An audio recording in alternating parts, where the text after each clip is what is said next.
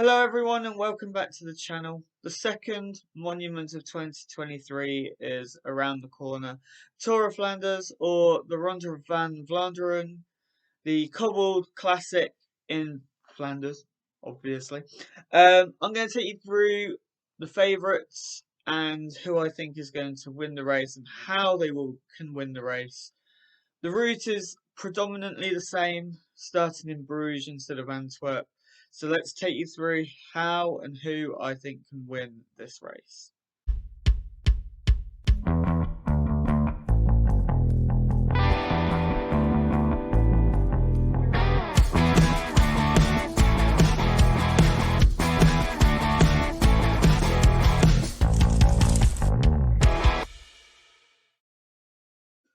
Some even better news for the Tour of Flanders is that I will be there.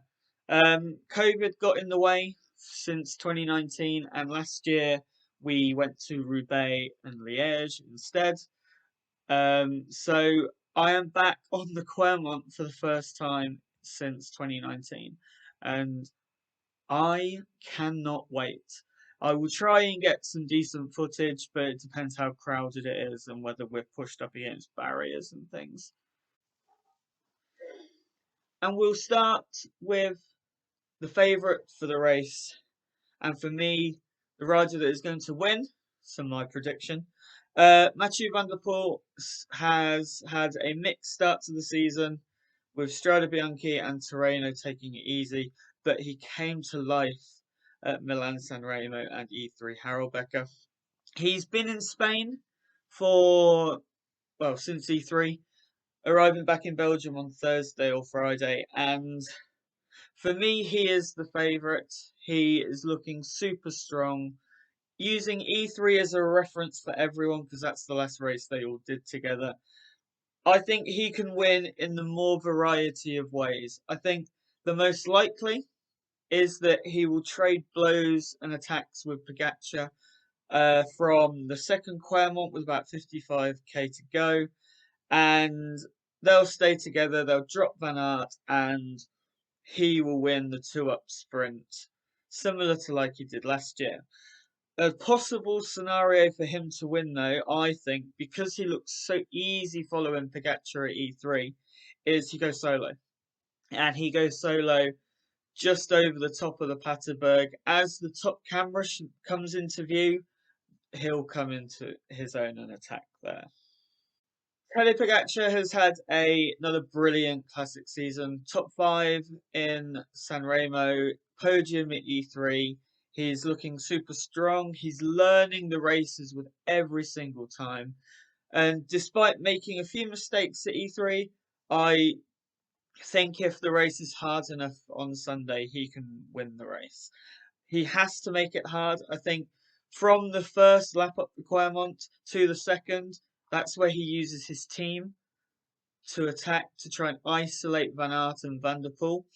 Uh, why not attack with riders like Tim Wellens and Matteo Trentin? They're flying. Why not send them up the road potentially as well?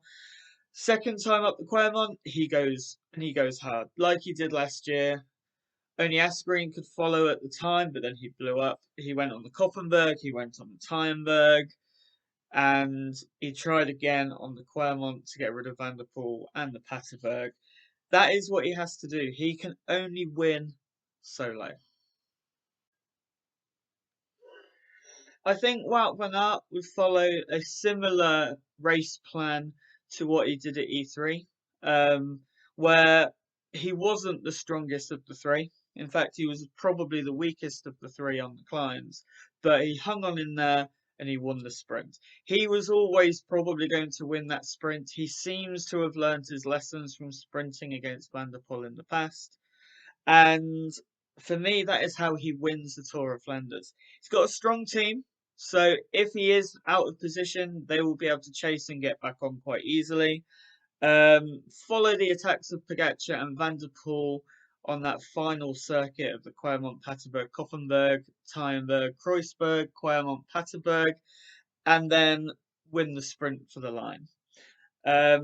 Something that may help him as well, I've just thought, is sending someone up the road early like a Benoit or Van Hooijdonk or Laporte. So later on in the race, they can help him chase to save that little bit of energy while trying to respond or get back on to Pogacar and Van der Poel. Onto the riders that, if everything went perfect, then they stand a chance of winning and potentially getting on the podium as well. And by that, I mean they are on 100% form, tactics are brilliant, and also the big three look at each other. Dylan van Baarle crashed at E3. He looked super strong in en route, but crashed at E3. Pulled out of Dwadors Vlaanderen. Form will be unknown, but he'll be a great domestique for Van Aert, if anything else. Stuyven and Pedersen from Trek got good sprints. Pedersen, both of them have good sprints after long, hard races. Will they attack before the Quermont second time? I doubt it, but I think they're going to have to. Tom Pidcock, I think if there's anyone that is on form and that can live with the big three to a point, and I'm talking Quermont final time, Tom Pidcock is one of them. Of course, however, it depends on how his recovery post concussion rest. He's racing today at Dwadors Vlaanderen, so I'll probably end up having to do an extra little video for this. But he has the potential, I think, to anticipate the race, and then I think he'll get dropped on the Quermont final time, but I think he could go well. I think he could surprise quite a few people. Mohoric, I think similar to Pidcock, is one of those that if everything went perfectly, he could be there on the final time up the Quermont. He was the final one outside the big three dropped at E3 on the Quermont. Similar story probably to Pidcock or at E3. Asgreen and Alaphilippe, something's got to go right for Quickstep at some point, you'd like to think. Anticipate the race. They have been very passive so far in the classics. Quickstep need to attack the race a bit harder. And the final one I'm going to talk about is Stefan Kuhn. He is a very dependable rider, and Valentin Madouas actually. They're both dependable riders, both finished in the top 10 last year, Madouas even on the podium. They're going to have to race it very similar to the way they raced last year. I think work together rather than popping up the road. Prediction time now, and I've said it already. I think Mathieu van der Poel is going to be the strongest rider in the race, and I think he's going to take the win. Ultimately, probably in a two-up sprint against Pogacar and Van Aert in third. I think if I was to pick a dark horse, I think Pidcock will be that perfect choice. We will see at Dwadors what his form is like and whether I need to repeat whether someone else will be. But I fancy Pidcock to still have some decent form and top five. I think for a top five. Thank you very much for watching, and I will see you after the race at some point for a little review of the Tour of Flanders. Enjoy it. It will be epic.